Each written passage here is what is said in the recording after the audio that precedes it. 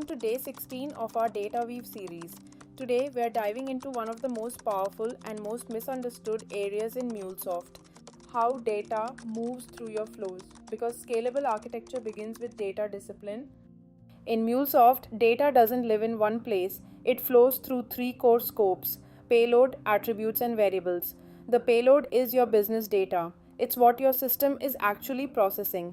Attributes are your metadata, headers, query parameters, HTTP methods, protocol details, transport level information.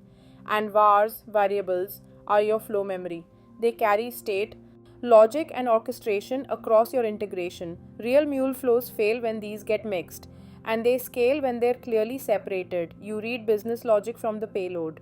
You read protocol logic from attributes. You control orchestration with vars.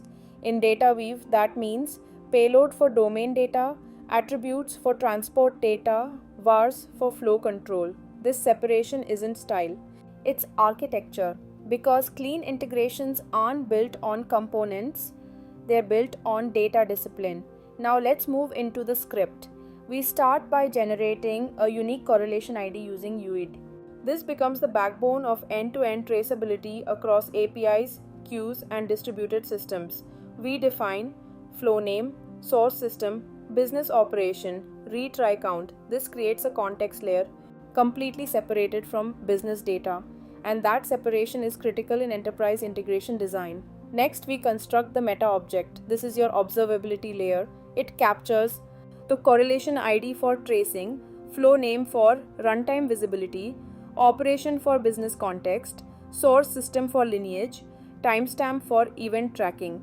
This structure enables distributed tracing, centralized logging, monitoring dashboards, governance frameworks. This is how enterprise platforms achieve platform level visibility, not just app level logging. The error block represents a standardized fault contract model. It maps Mule's internal error object into a structured schema, including error type, message, component, failing flow, retry classification. Notice the retriable logic. We retry only when failures are transient, like timeouts or connectivity issues. That's resilience engineering, not blind retrying. The state object manages flow level state, such as retry count.